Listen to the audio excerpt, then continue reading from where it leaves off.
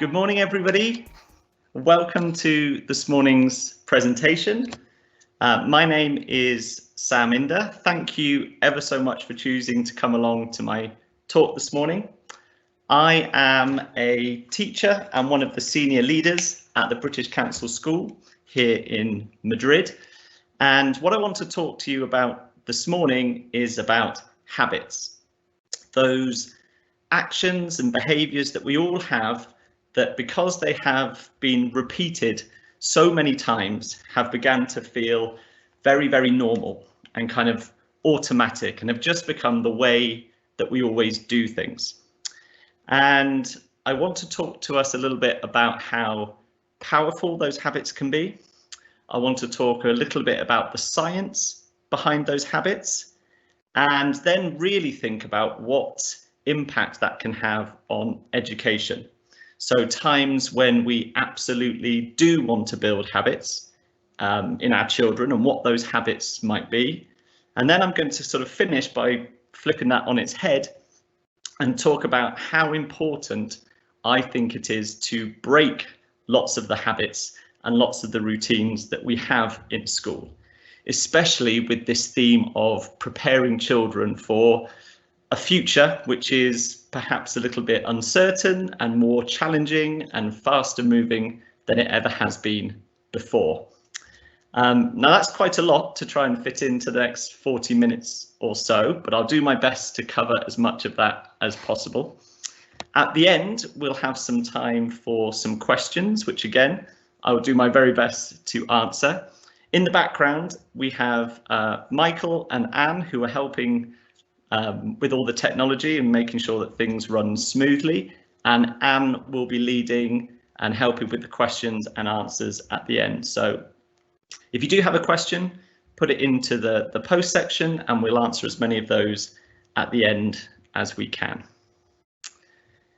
Now, I wasn't going to bore you with lots and lots of details about me because that's not really that important, but I think it is true that lots of the people I have worked with in my sort of 15 or so years as a teacher, and some of the organisations I've worked with, have really helped to form how I think about education and about where we should be moving in terms of teaching and learning. So I will give you a very, very brief summary of my kind of teaching career.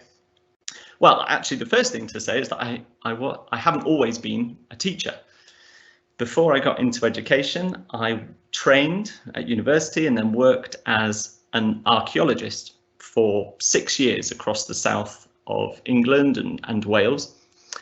And usually, whenever I tell people that I used to be an archaeologist, they kind of gets a nod of approval. Oh, that must have been really interesting and brilliant. And it was. The good days were good. But the problem with archaeology is that there is a problem between your expectation when you become an archaeologist, which is this is what I thought my life was going to be like, and then the reality, which was generally this: working in the rain in a muddy field with angry builders shouting at us because we found some slightly different coloured soil. So I stopped being an archaeologist and I became a teacher. And I just so happened to get a job in a school in a very small town in the south of England called Malmesbury. Now, I would be amazed if any of you had ever heard of Malmesbury, but for me, that had a really great bearing on what I now think about education, because the school I began to work in became one of the very first schools to become a one-to-one iPad school. And because we were one of the first, we worked very closely with Apple and Apple Education, promoting some of their products and working with them to develop resources. And it also happened to be, Malmesbury, the place where Dyson, the vacuum cleaner company, had their main headquarters, and lots of the engineers sent their children to our school. And so we started working very closely with them, visiting them and again working on resources and educational links. And the thing I found most interesting about working with Apple and working with Dyson two companies for which creativity and innovation and being hugely successful companies, all things we would want from our children, I was always struck by just how different they were from schools. No uniforms, lack of real kind of timetabled structure, lots of independent choice for the people that work there.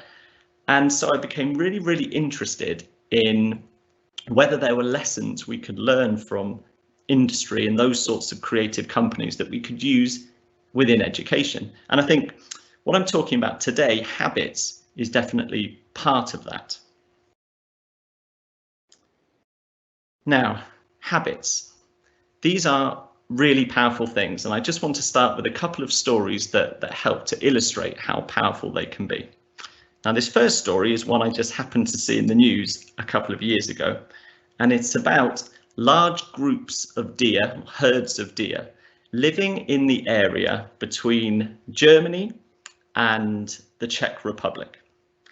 And what people very quickly noticed about these deer is that even though they were living in an area of open grassland and fields and woods, is that they seemed to stop in a very particular place in the countryside, even though there was nothing in that countryside to mark it as anything special.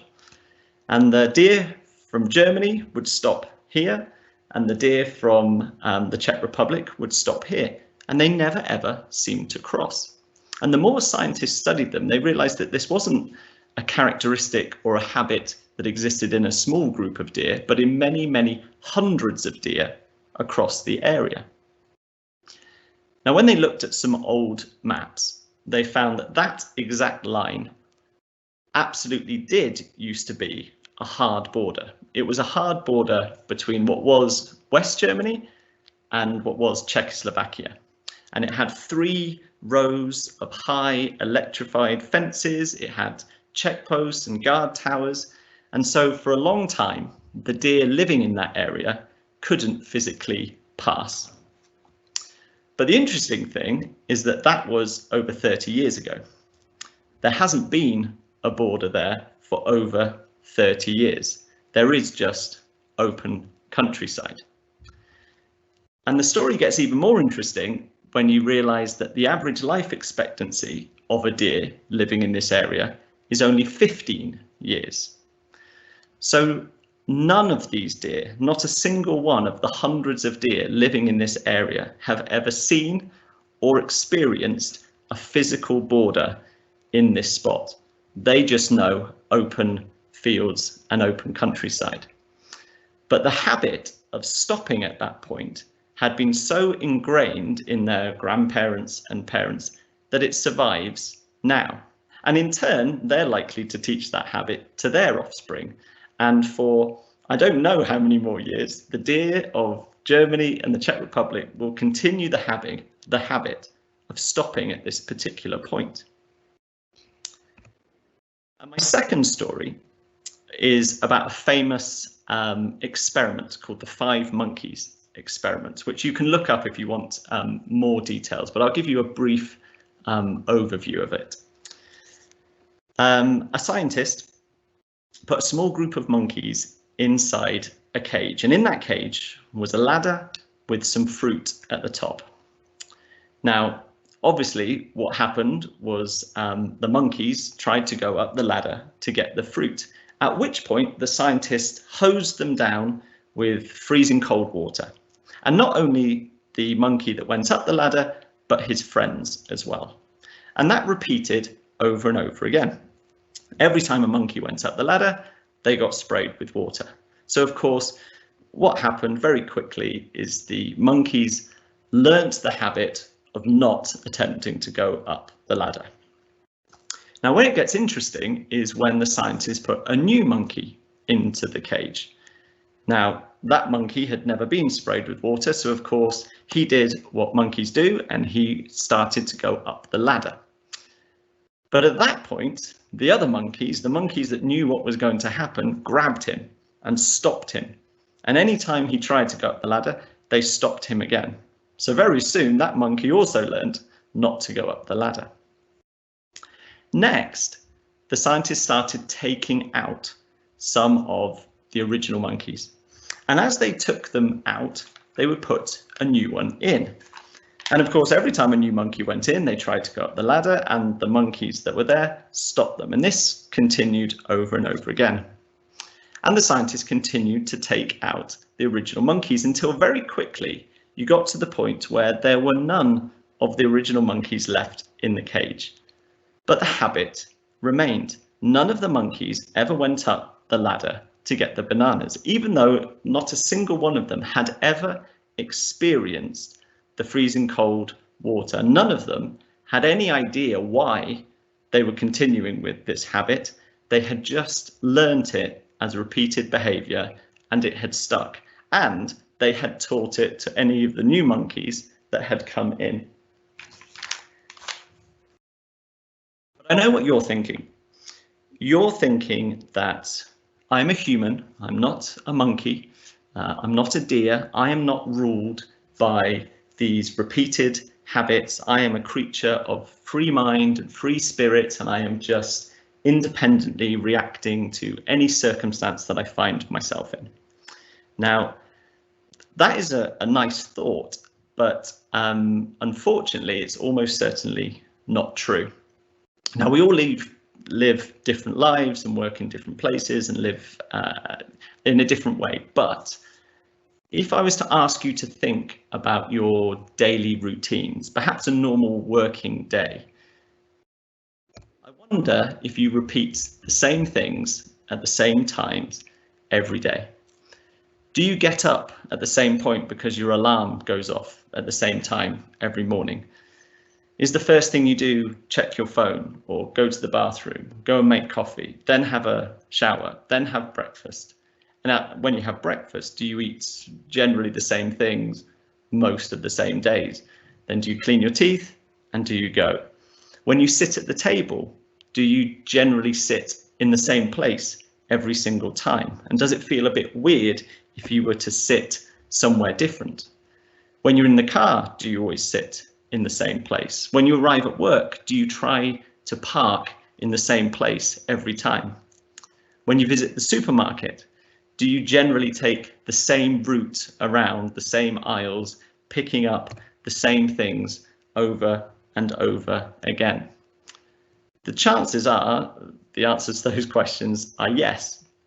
And in a recent study, scientists estimate that for most of us, somewhere between 45% and 55% of our lives are made up of repeated habits, things we do over and over again.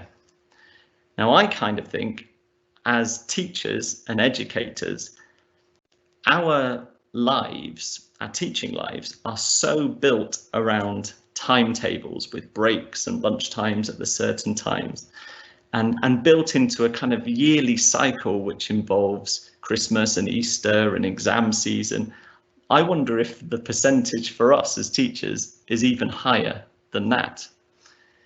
And I wonder if, like the monkeys and the deer, I wonder if there are things that you do in your school, systems or processes or ways of working, which you do now just because that's the way you've always done them, rather than sitting down and thinking about whether it's still the best way to do them. And perhaps a bit like the deer and a bit like the monkeys, perhaps the original why, maybe even the original person who came up with that system or the way of doing it, isn't even at school anymore, but we continue to do it. It really makes me think about this quote that I love from Henry Ford, which is that if you always do what you've always done, you'll always get what you've always got. And that's fine if what you're getting now is what we want and what we want moving forward. But if we are trying to change things, if we are trying to prepare children for an uncertain future, an uncertain world with all sorts of challenges to do with climate change and population and all those sorts of things, perhaps we need to stop, think about what we're doing. Think about if you were to design your school from scratch right now, would it involve lots of the things that you're still doing? Or is there perhaps some habits that you could change? But what I don't want us to do is think negatively about habits. Although absolutely, I think there are habits we should be changing. Habits are important. In fact, in many ways, they help us function and they even keep us alive. Your brain is an extremely complicated thing, and it undertakes thousands of tasks every day, hundreds of thousands of tasks. And if your brain had to think deeply about every single thing you do, especially when you've just got up in the morning, about how you brush your teeth, you would never ever be able to function. You simply couldn't. So what the brain does is it has to work efficiently, and habits are exactly that. The more you repeat something, the better you get at it, the more links are formed in the brain, the more efficient it is, and the stronger that action becomes. Scientists often use the analogy of a field of tall grass. The first time you walk through that field, it's difficult. There's things in your way. But every time you repeat that action, every time you walk through that field, a pathway develops. It gets a little bit easier as the grass gets flattened. And that is exactly what's happening in your brain. And what that should do, of course, is mean that it has to work less hard and give you lots of space to think about other things. It's a bit like this mouse being stuck in this maze trying to get the cheese. The very first time that the mouse is placed in there, he's going to go left, he's going to go right, he's going to be sniffing every possibility, trying this way, trying that way, coming back again. His little mouse brain will be going crazy trying to get his reward at the end, the cheese. But the mouse will quickly learn. And so every new time that you put him in the maze, he'll become a little bit quicker. He will have to work slightly less hard, and he will get his reward a little bit quicker. But there's a really important distinction to be made here, because after a few goes, the mouse will very quickly know the way, and he will simply go left, right, straight, or whatever he needs to do and get his reward. And so to us, looking at him, he looks like a brilliantly clever mouse now. He looks super efficient, super talented, and he gets his reward. And that makes us feel happy. When we see children being super successful, it's brilliant. But actually, the most important time were those first few times when he was in the maze, where he didn't know the way and he was having to learn and he was having to problem solve. And it looked much more messy to us. He was going the wrong way half of the time, but his brain was going crazy. And there is a tendency in education to focus, I think, on the getting the cheese part rather than the being lost in the maze part, which in many ways is more important. In fact, scientists can measure just how hard your brain is working, and the graph, although I don't totally understand it, shows exactly that. The part in black shows how hard a brain is working when it's given something new and has had very little practice at it. And the line in green at the bottom shows that the brain is working less and less hard as the action becomes more of a habit. So habits equal efficiency, but efficiency also equals less brain activity. I think another really good analogy is driving a car. If you do drive, if you can cast your mind back to your very first driving lesson, when you were sat in that car and you couldn't quite believe that you were about to be in charge of this complicated machine, and you spent every second checking whether your hands were in the right position, what the other cars were doing, the mirrors, what's behind you, what's to the left, what's to the right, how fast am I going, what gear am I in? It was totally exhausting. But now think about driving now. Do you ever have that experience where you arrive somewhere particularly after a journey you do often. You arrive at work and you suddenly realise, gosh, I can't remember a single thing about the journey. I was thinking about what I was going to have for dinner. I was thinking about what my lesson was going to be. And I literally cannot remember the journey at all. And that feels a little bit frightening. How could I have just been in a car traveling at 100 kilometers an hour through busy traffic and arrive with no memory of it? And the answer, of course, is efficiency and habits. Your brain has become so used and built up such a strong habit in driving that route that it barely has to think about it at all. And actually, you can spend time thinking about other things that are more important, like what is for dinner. So we've seen that habits are very, very powerful. And if a habit is created, it can last for a very long time. And although I've sort of hinted at the fact that perhaps we need to break habits and that habits can reduce brain activity and that we need to get children thinking differently, it's also absolutely true that there are certain habits that we would love our children to develop. There are things that we absolutely do want them to do automatically without giving it hardly any thought, so that they can concentrate on other important things.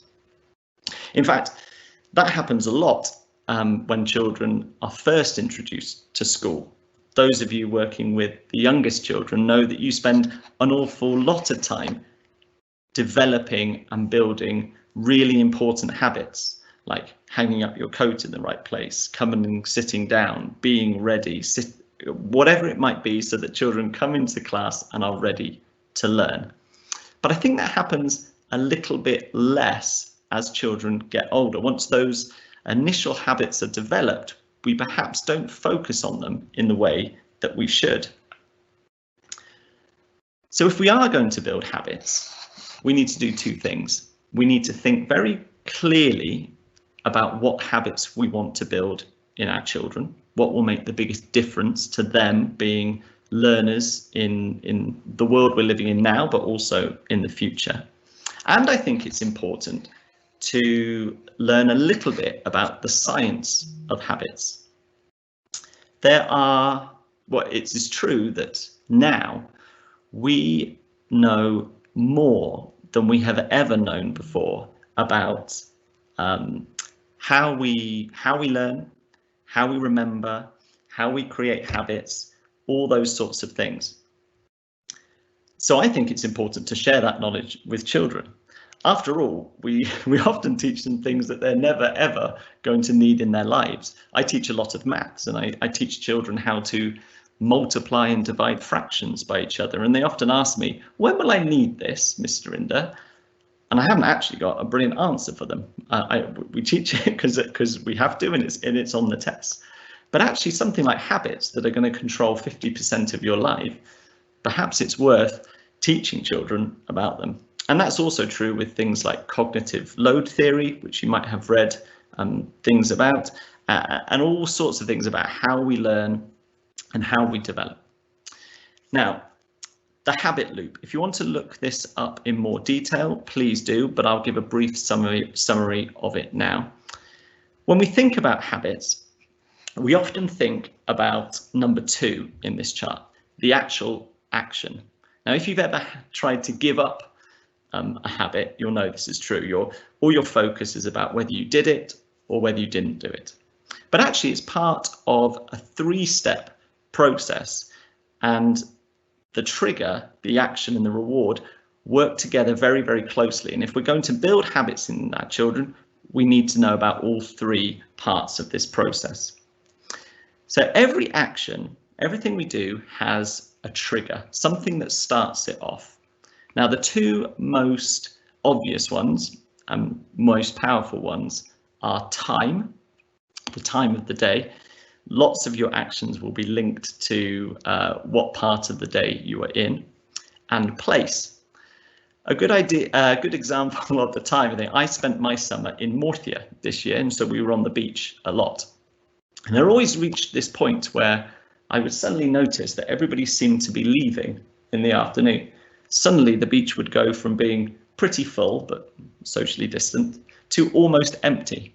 And every time I checked my watch, it would be exactly 2 o'clock. There was just lunch was at 2, no matter what. 2 o'clock, that's the trigger, we're going to have lunch. And place is interesting as well. Lots of times being in a certain environment surrounded by certain things trigger our habits.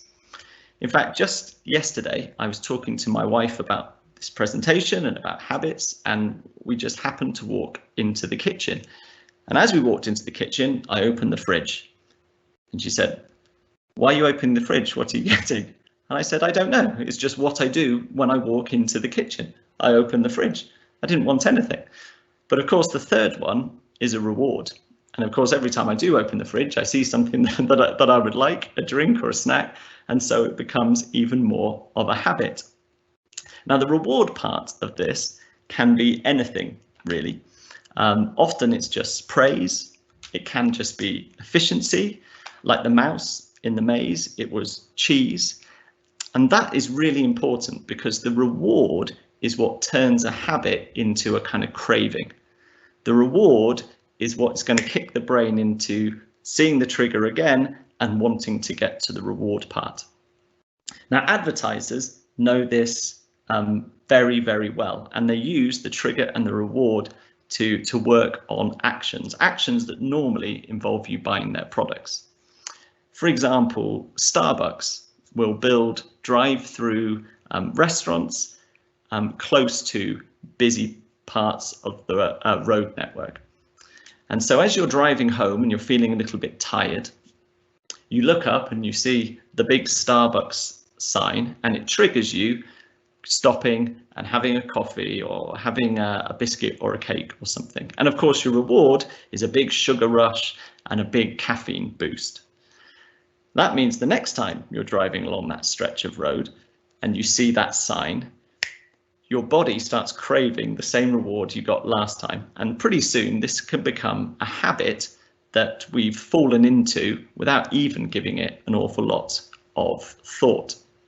Now, we're not going to bribe the children with Choco Loca cappuccinos, but we do need to think about the action we want in our children, think about how we're going to trigger it, and then think about what their reward is going to be. And when I've worked with teachers in the past, thinking about the habits we want to build in our children, I often use this sentence. Now, I was leading a group of maths teachers recently, so my sentence is about maths, and I just said to them, finish this sentence for me. The children in my class would be so much better at maths if they... Now, you may not be maths teachers, so think about your own subject. If you teach PE or if you teach English, put that subject in there. If you are a general primary teacher, just make your sentence about learning generally. The children in my class would be much better learners if they... And finish the sentence to me. What would your words be? What I generally find is that rather than put in knowledge-based things here, although that does sometimes happen, my children would be so much better at maths if they knew their times tables or their multiplication. Normally, teachers answer that question or finish that sentence with characteristics or sort of learning behaviours. Children would be so much better at maths if they concentrated more, if they listened better, if they were more resilient. And so those things, I would argue, should be what we start to work on and the habits that we start to build in our children. If those are the things that are going to make the biggest difference to them as learners, then perhaps we should sacrifice the odd spelling lesson or the odd maths lesson to focus on those, focus on building those habits, because they are going to be habits that will help them no matter what they do in the future. Now, just to build on this example, when I worked with the maths teachers, two of the things that came up with these. The children in my class would be better at maths if they were more observant. Okay, they just sort of missed key information, didn't read the question properly, or ended up making silly mistakes because they hadn't really looked closely. And one that always seems to come up is about working harder or being more resilient, particularly when it came to problem solving. So just taking these as examples, we sat down and said, well, how do we go about building these habits in our children? How am I going to build the habit of being observant or being resilient? So taking one at a time, let's start with the observant one. We started giving them challenges like the one I've put on the screen, and by all means have a go at starting to solve this problem if you want to. Now, we always used to, or we still do, put at the top of every piece of work a kind of learning objective, and normally those learning objectives would be, I am learning to add 3-digit numbers. But actually we stopped putting those sorts of learning objectives and started putting the name of the habit instead. So our learning objective was to be observant, and we made that absolutely clear to the children. This was part of the trigger to show them what we wanted them to do. This wasn't going to be a secret. This is something we told them over and over again we want them to work on. And then we started using some vocabulary, and we were very, very prescriptive with it as teachers. Over and over again, we would ask them, what do you notice? And we insisted that the children answer, I notice that. And if they started answering without using that little phrase, we would stop them and say, please start your answer with, I notice that. Until it came to the point where that became a habit. Without any kind of asking or prompting, they would start saying, Mr. Inder, I noticed that. And being observant just became something that they knew we were looking for. And of course, every time they did notice things, we would praise them, praising them for noticing rather than particularly getting the right answer. Now, if you've been having a go at this maths problem, I wonder what answer you've come up with. I predict you've come up with one of 2 different answers, depending on whether you've done the multiplication part of this final problem first. I predict your answer is either 67 or 165. But if they are, then you two need to work on your powers of observation, because you've missed some important details. Or you might be screaming at the screen right now that you too have noticed certain things. Maybe you noticed that this clock only shows 2 o'clock rather than 3 o'clock. Maybe you noticed that these groups of bananas only have 3 bananas in them rather than 4. And maybe you noticed that this shape here is not the same as this shape here. It's missing the square in the middle. Now, if you did notice those things and you were able to solve the puzzle correctly, then you would have got an answer of 38, and massive congratulations if you did. But this is a good example of how, if we're going to build a habit in children, we have to tell them the habit we want them to work on. We have to give them opportunities to work on it. We have to use some key vocabulary that keeps reinforcing what you're looking for. And then we have to praise them when they do it. And if you do those things, it's amazing how quickly being observant can be a sort of buzzword in the classroom, and how children are falling over themselves to show you that they've spotted something. Now, the second one that was on that list was about being more resilient. And for this, I'm going to give you a brief overview of a really famous experiment that was carried out by Carol Dweck, who you may have heard of as part of the growth mindset work that she's also carried out. But it's a really good example about how just a subtle change in the way we do things, a subtle change in our habits, can lead to really big change in the habits of our children. Now, she carried out an experiment where she took 400 fifth grade students. So they are kind of 10 or 11 years old in America. And they gave them all a test. It was a fairly simple kind of cognitive ability IQ test. But when they had finished, they split the group in half. And one half of the children, they gave massive amounts to praise to about how intelligent they were. They said, oh my goodness, you've done so well on these tests. You're so smart. You're so intelligent. I can't believe what an intelligent group of children we've got. Well done. That's fantastic. But the other half, they gave equal amounts of praise, but were praising their effort, how hard they've worked. They said, oh my goodness, you're the hardest working children we've ever known. You've done so brilliantly. You've put in so much effort. It's incredible. Well done. And that was the only difference. Equals amount of praise, but just praising slightly different things. Then they gave them a second test. But actually the children were presented with a choice. They were told they could have either the same kind of easy-ish kind of test as they did for the first test, the same sort of hardness, or they could have a much harder test, one that would be much more challenging, and they had a completely free choice which one to go for. Now, in the group that were praised for their intelligence, 33% chose to do the harder test, just a third of them. The group where effort was praised, 92% of the children decided they wanted to have a go at the harder test. They wanted for their effort and their hard work to be praised again. They wanted another chance to show what hard workers they were. One really interesting side note to this is that actually at the end of that test, the children were asked to input their scores into a computer. And the group that were praised for their intelligence, actually they nearly all cheated and they nearly all inflated their scores by 1 or 2.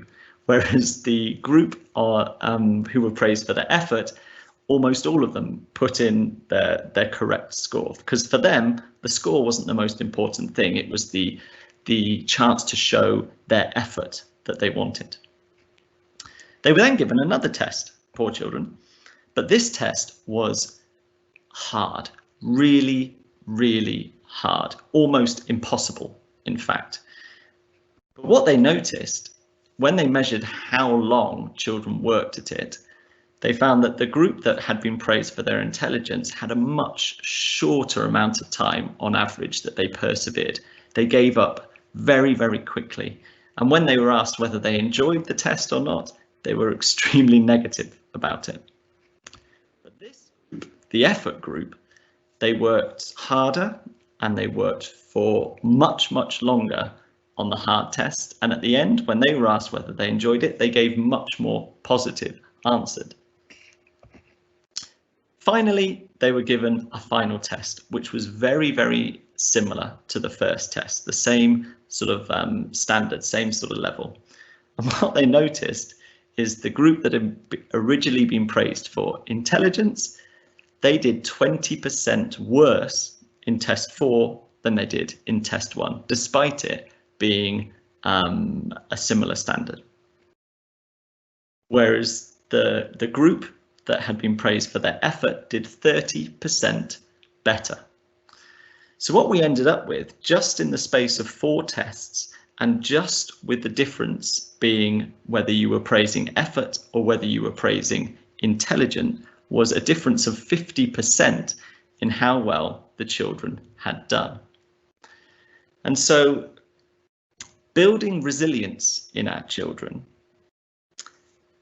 might only take a very small change in the way we do things, simply by praising how hard somebody has worked rather than how well they've done or how intelligent they are, promotes and gets them craving that same praise again. And they will look for opportunities to again show how resilient and show how hardworking they are.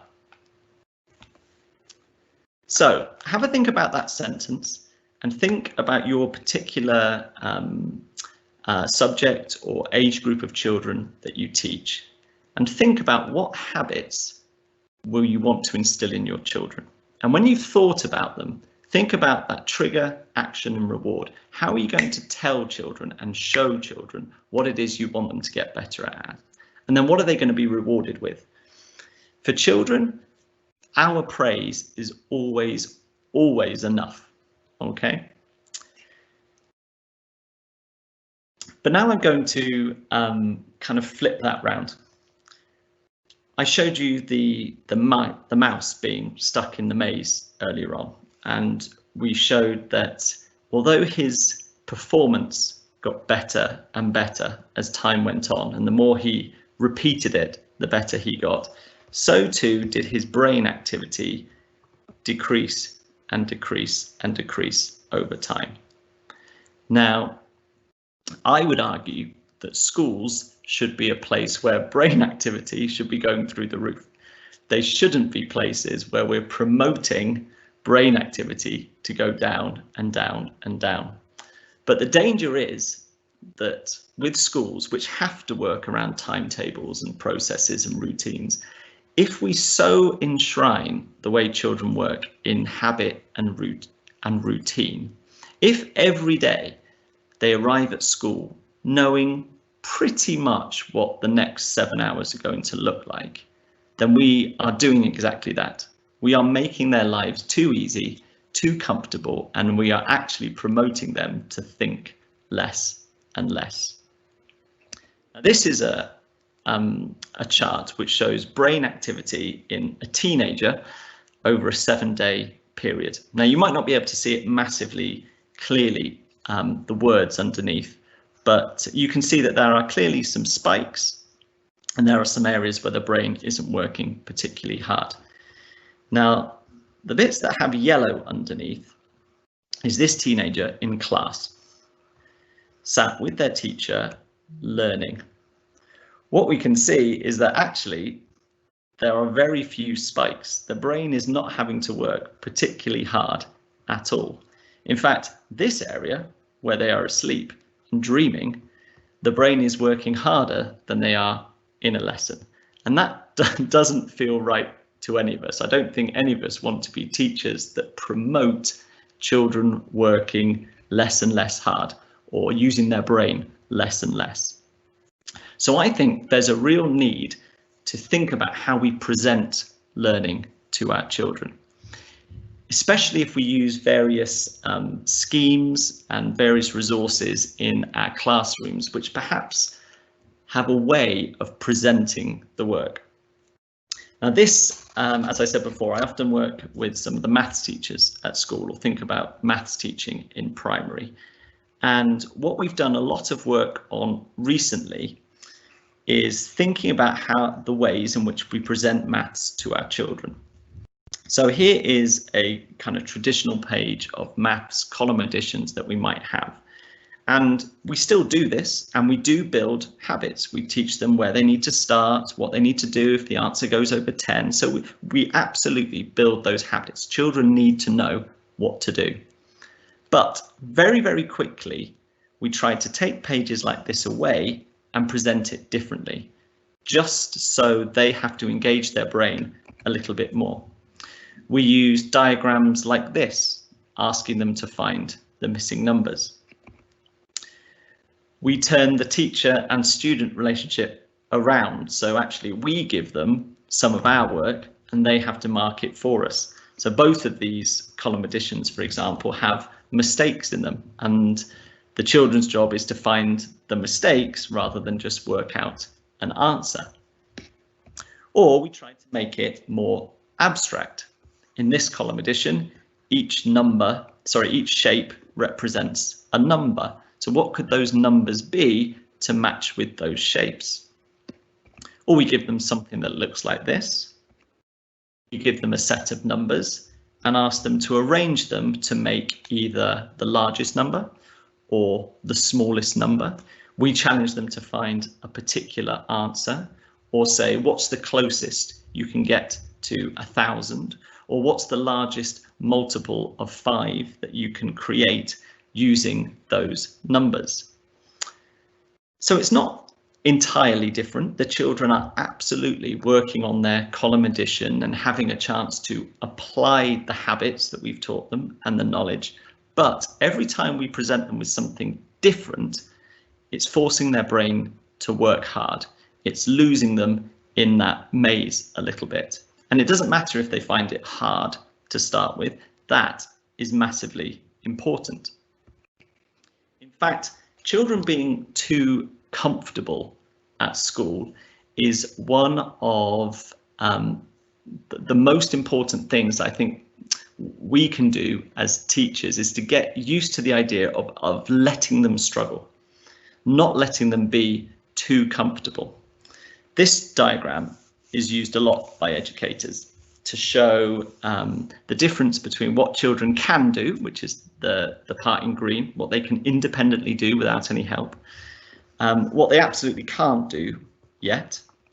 But there's a really important space in the middle, which scientists call the zone of proximal development. And they argue that it's here that real learning takes place. So if we can put the children here more often, giving them work, a bit like the maths examples that I've showed you, which is familiar, it's not completely new, it's not in the red zone, but is going to build upon what they do know, that is where real learning can take place. And that is where we can kind of break down the habits, the routine, and the efficiency and get their brain really, really engaged. Another thing we've committed to in our school a lot, which is great for getting children out of the normal routines, is in STEM. Imagine if one morning the children walked into your classroom, and rather than seeing the tables laid out as they always are with the same sorts of resources, actually all the tables were pushed aside. In the middle was a load of paper, some scissors, some sellotape, and you just said, right, in 1 hour, I want to see which group has got the tallest standing structure that can stand up all by itself. Ready, steady, go. The children might start by making disastrous towers. They usually do, but pretty soon they adapt and they improve and they start creating towers and structures that can stand up really, really well. And so they improve, and so their brains are firing.